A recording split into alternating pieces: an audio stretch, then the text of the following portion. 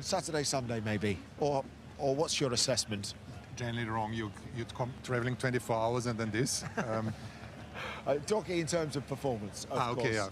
yeah. Yeah, I think we looked okay on the tire, but obviously there wasn't real competitive cars weren't out there. But the grip level was good. We tried two different things on both cars. It worked on one, not on the other. So it's a good direction that we got.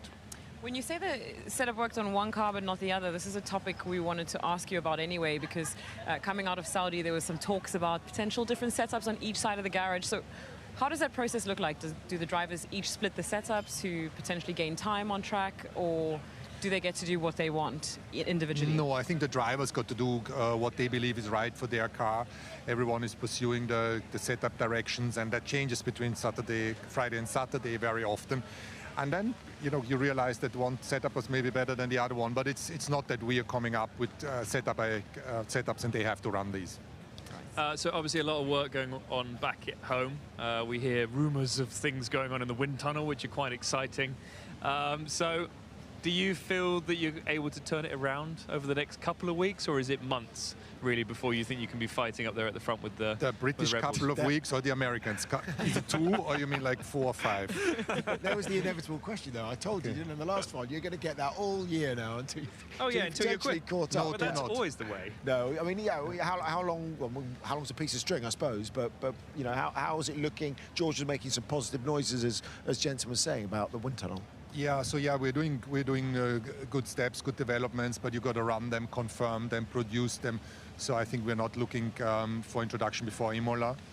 We want to do it right also, and yeah, that's going in a good direction. But we shouldn't expect like the miracle. Suddenly we're on pole by half a second. I think it's more like consolidating our place between Ferrari, Aston Martin, and us. That would be a good step. So now it's more the fine-tuning, really, of just getting the best out of what you have right now. Between the guys. Yeah, but the next 3 races we won't be adding any performance. It's like you say, finding the best setup solutions and the tire in the right window. Okay. Subject of your wife, she's now the MD of the F1 Academy. We're talking to Stefano Domenicali about that. It's obviously big plans for that on F1 weekends going forward. So you'll be doing school pickup occasionally. It's a power couple, isn't it now? Even if it was before. Yeah, I think she's super happy because she's passionate about the topic and wants to help eventually make a young woman or a young girl go into Formula 1.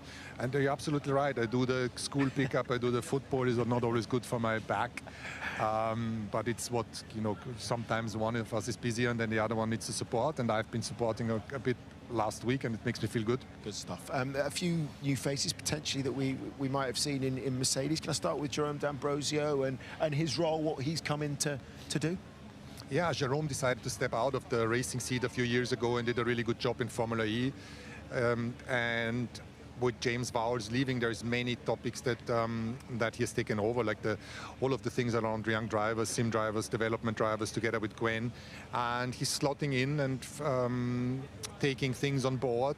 That is where it is at the moment. And when you make a decision to bring in someone like that into the team, how do you pick the best candidate? Is it the best CV? Is it the best elevator pitch? Is it the best smile? What did it come down to? Why Jerome D'Ambrosio?